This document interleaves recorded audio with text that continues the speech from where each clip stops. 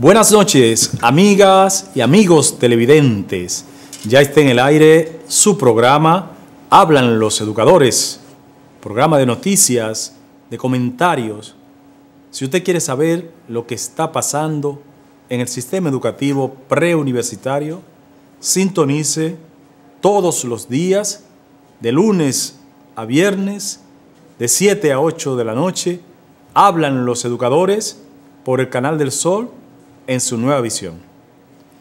Señores, vamos ya al cuarto día de regreso de los estudiantes a la escuela. Los maestros ya tienen 23 días porque iniciaron el día primero. El entusiasmo de volver a la escuela se sintió por todo el país.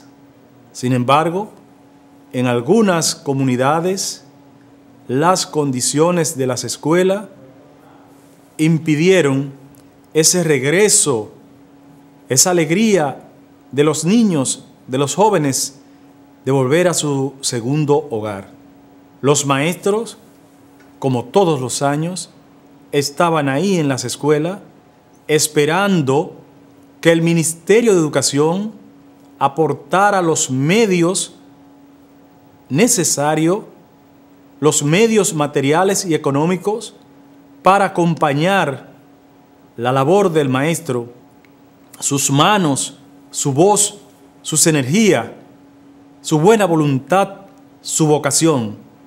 Pero no es suficiente en este tiempo porque están entregando a los maestros, a los directores, al equipo de gestión, más de 1 millón de niños el día entero. Usted sabe lo que implica tener en su casa, en su segundo hogar, cientos de personas sin tener las condiciones, un aula que no fue remozada, una infraestructura sanitaria que no fue reparada, acondicionada, una infraestructura eléctrica que tampoco fue chequeada y un entorno en el ambiente, en el patio, en las áreas verdes sin condiciones. Recibir alumnos es muy difícil. Hay otras comunidades que fueron mucho más allá por las condiciones y en el transcurso del programa le vamos a presentar qué pasó. ¿Eso era una escuela? De esto y otros temas de interés, como es a qué nivel vamos con la reforma de la ley de educación, la evaluación de desempeño, vamos a hablar después de este primer corte. Señor director.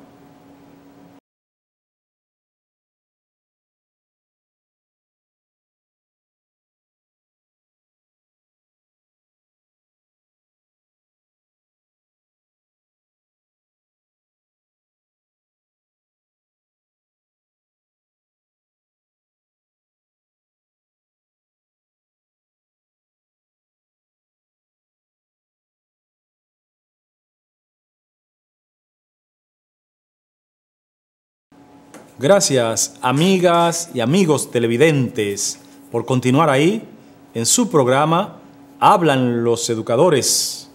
Señores, después de casi un mes, bueno, exactamente un mes del último proceso evaluativo que empezó el 23 del mes de julio hasta el 27, la Comisión Nacional de Evaluación fue convocada para el lunes.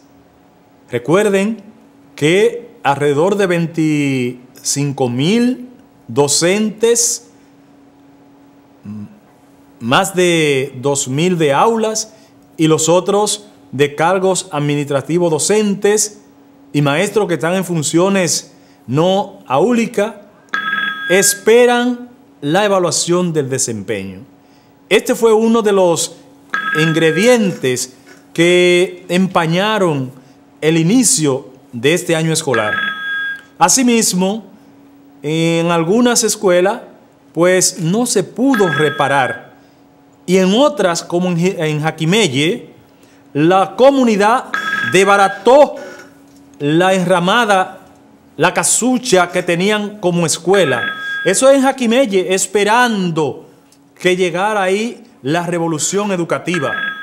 Ese fue el panorama que los mismos padres dijeron: vamos a desbaratar esto porque se le va a caer encima a nuestros hijos y no queremos eso.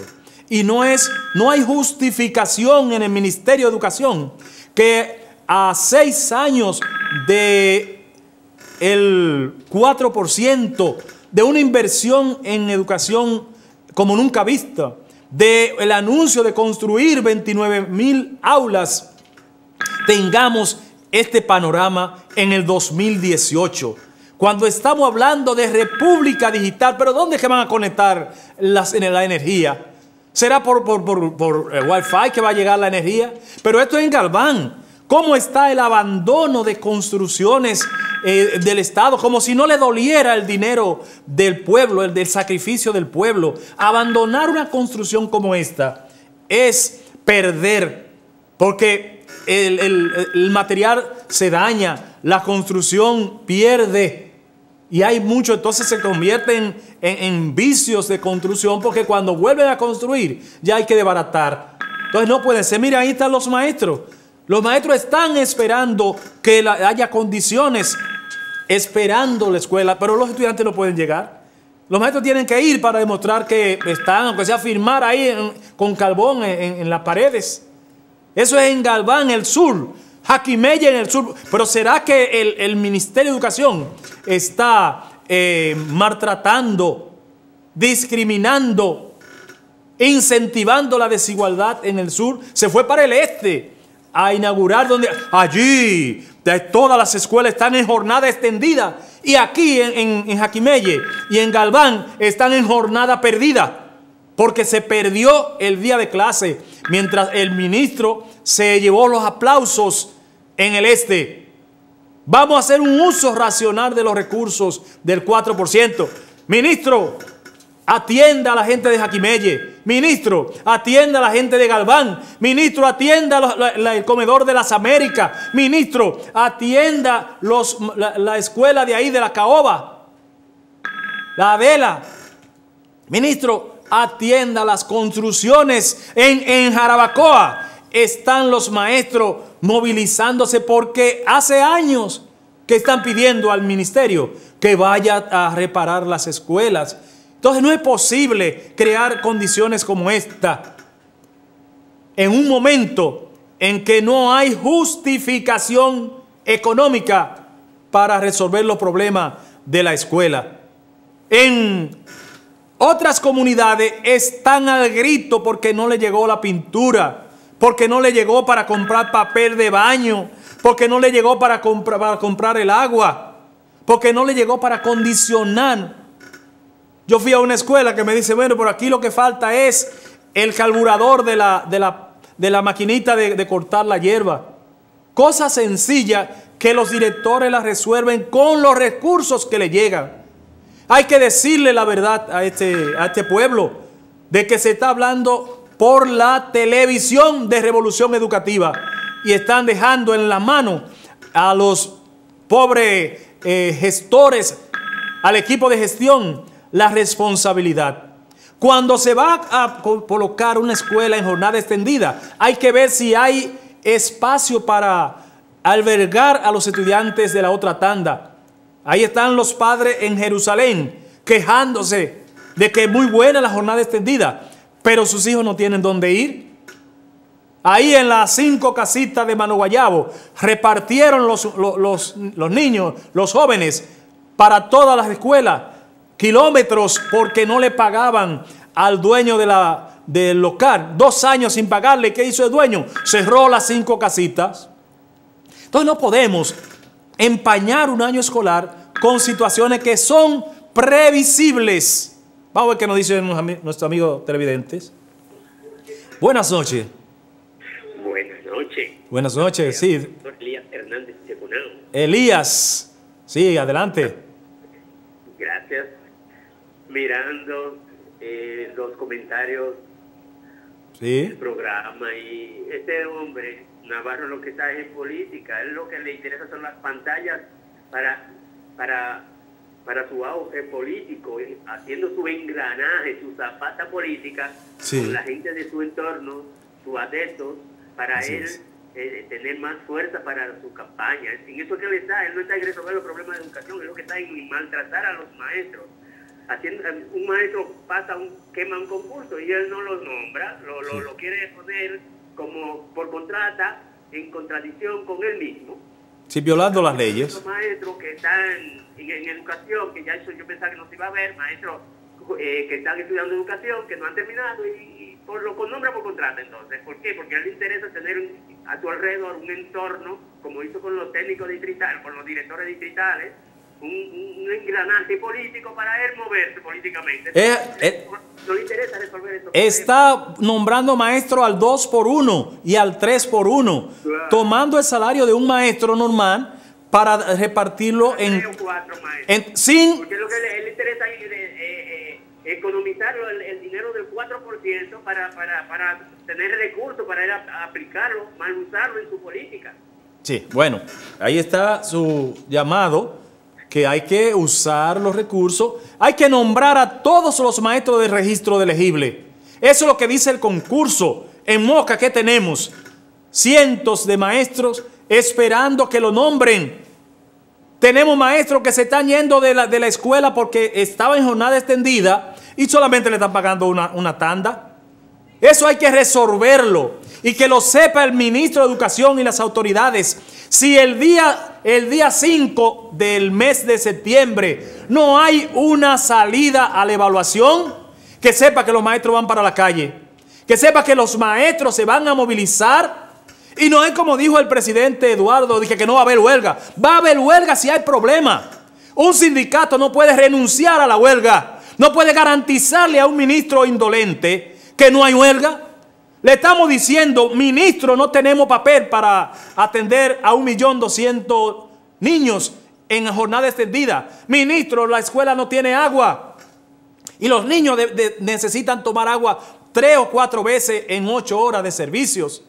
Ministro, hay que mantener la escuela higienizada. Entonces tienen que llegar los recursos. No basta con pintar la escuela de colores. El uniforme tiene que llegar. No puede ser que pongan el uniforme y entonces a uno le llegó y a otro no.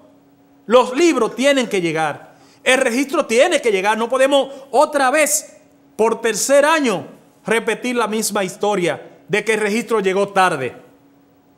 Entonces tiene que llegar el registro a las escuelas. Los padres tienen que integrarse a exigir el derecho a la educación de sus hijos.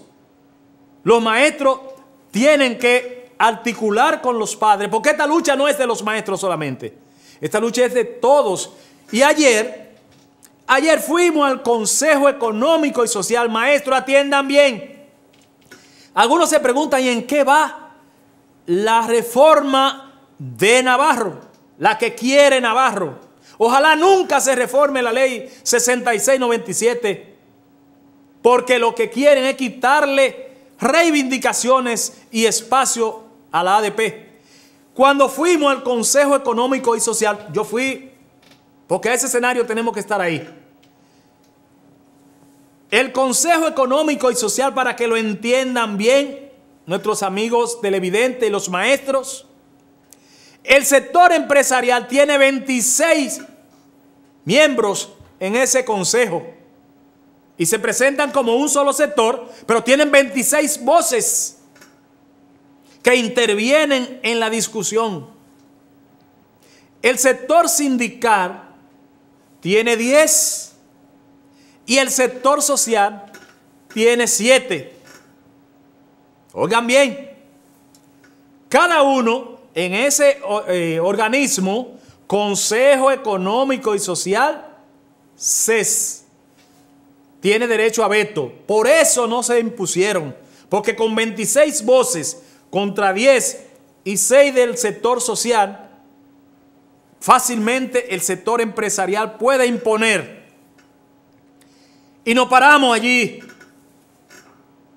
El ministerio, como ente del Poder Ejecutivo, presentó un acuerdo con el director, con Monseñor Agripino. La ADP objetó ese acuerdo porque no es la intención de el mandato de la Ley de Estrategia Nacional de Desarrollo, ni del mismo Consejo, que habla de todas las cosas que se hacen ahí, deben hacerse por consenso y con la mayor participación de los sectores involucrados, los tres sectores: sector empresarial o patronal, sector social y sector sindical. El ministro lleva una propuesta para establecer, diseñar la metodología para la consulta y el cronograma de trabajo para la reforma de la ley. En esa se plantean 2 miembros del sector empresarial y patronal, 2 miembros del sector laboral, 2 miembros del sector social y 2 miembros del Ministerio de Educación. Ya ahí están violando lo que es la ley, lo que es el decreto que crea ese mecanismo. Porque el ministerio no tiene por qué estar. Cuando les reclamamos que el convenio 144 plantea que cuando se trate de asuntos que competen, que afectan, que inciden en los trabajadores, el empleador y el trabajador tienen que estar en igualdad de condiciones. Tiene que haber paridad en la representación. Y exigimos que la ADP tiene que estar ahí porque la reforma a la Ley de Educación es un asunto que le compete directamente a la ADP. A nosotros nos interesaba el problema del pacto eléctrico, pero la ley sí nos compete y es un mandato del pacto educativo. Si ya el ministerio tiene 2, si ya el sector empresarial y patronal tiene 2, si el sector social tiene 2 y si el sector laboral tiene 2, nosotros queremos 2 igual que el Ministerio de Educación. Y ayer entramos en un debate por más de 2 horas allá en la sede del Consejo Económico y Social. No se tomó decisión al final porque no hubo consenso. Y la ADP no puede renunciar al derecho de representar dignamente a los maestros cuando se trata de asuntos que le competen, como es la Ley General de Educación. Entonces no hay todavía anteproyecto, no hay metodología definida y no hay cronograma. Y somos partidarios de que se discuta en el pleno del Consejo, no en el Consejo, en el pleno donde están todas las organizaciones y está toda la sociedad. Entonces nosotros esperamos que surja un entendimiento y que estemos en igualdad de condiciones el Ministerio de Educación y la ADP. Señores, esa es la realidad. Aún la ADP esté en elecciones, no podemos abandonar ese mecanismo porque tiene mucha forma de cómo ellos incidir y reformar a su favor.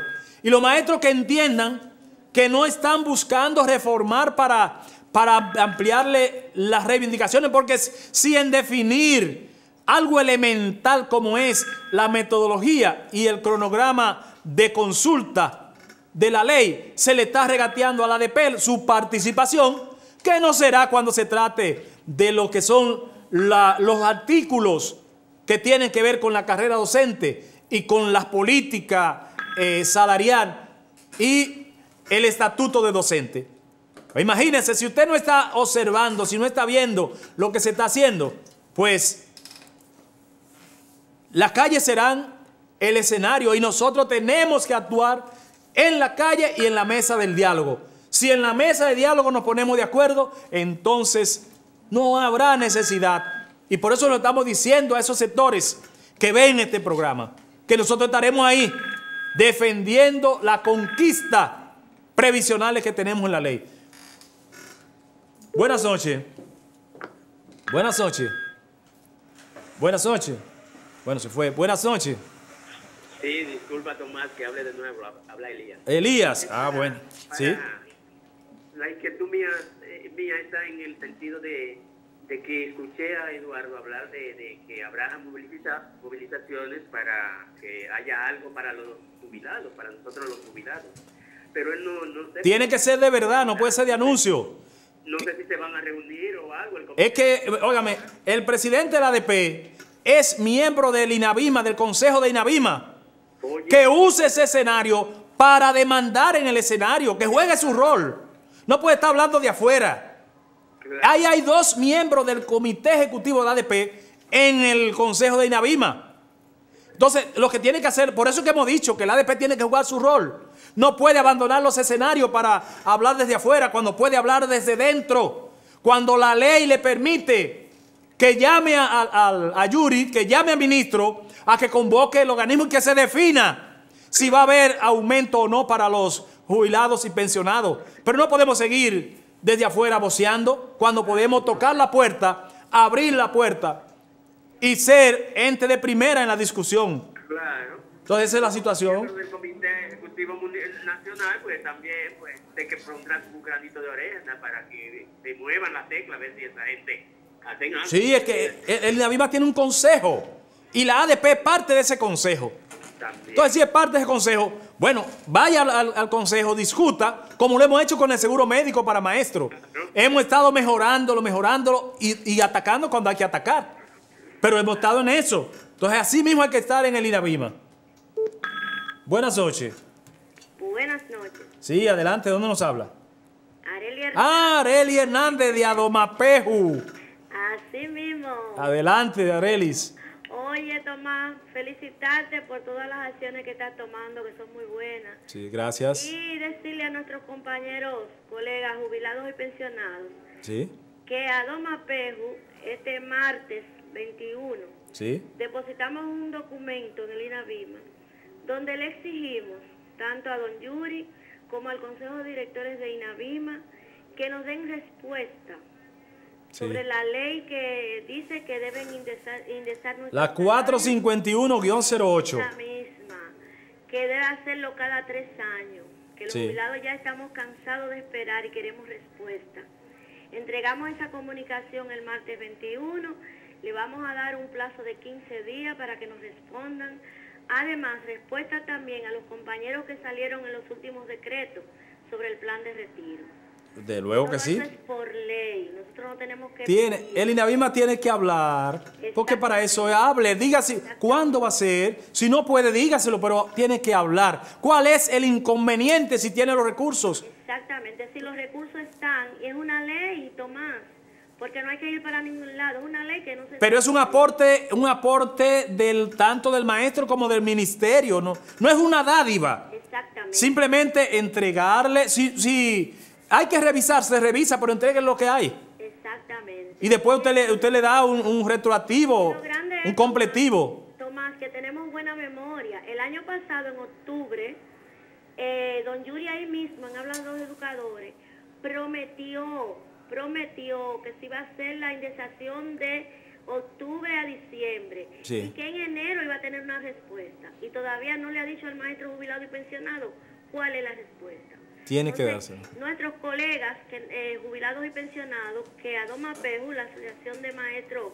Pensionados Jubilados, tenemos esa lucha, la tenemos pendiente, que contamos con ellos y que nosotros existimos para que sepan que tienen alguien que está clamando por todos los jubilados pensionados del país. Tienen que seguir, así mismo, tienen que seguir. Bueno, pues ahí estaba Areli, vamos a tomar otra llamadita y después vamos a la pausa. ¿Sí? ¿Buenas? Sí, buenas. ¿De dónde nos habla? De los maestros. Los maestros, esa voz me parece conocida. Sí. Oye, Tomás. Es Sonia. Sí. Sonia Carrasco, me parece conocida. Yo te llamo Está descargado el mío. Mira cómo ando ahí. Sí. ¿Me puedo comunicar ahora, aunque sea después que pase el programa? Sí, me llama inmediatamente. Que ya tengo el otro cargando, el 519. Sí, yo tengo dos. Sí, pues el 519, ese está cargando ahora. Bueno, pues está bien. El señor director, disponga. Ok. Sí, ok.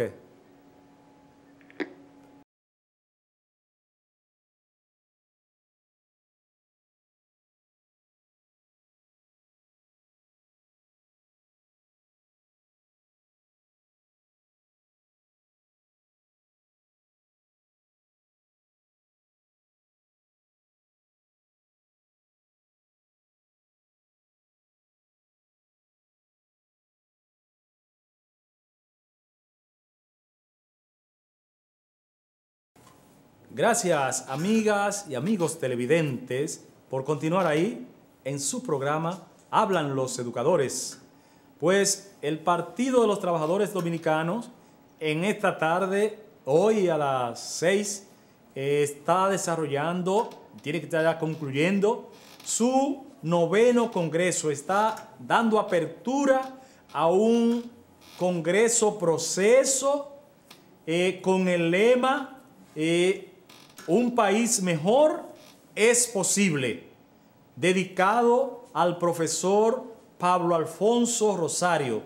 Ahí en la Doctor Báez, Bolívar, esquina Doctor Báez, están los compañeros. Ahí vemos al compañero presidente del Partido de los Trabajadores Dominicanos, Esteban Díaz Jaques, a nuestro líder histórico, González Espinosa, Antonio Florián, nuestro secretario general, Silvio Alceno, nuestro primer vicepresidente, profesor Francisco Luciano, Pablo Alfonso Rosario, Pedro Pablo. Pablo Alfonso es nuestro amigo que murió. Pero ahí vemos también la esposa de Pablo Alfonso Rosario.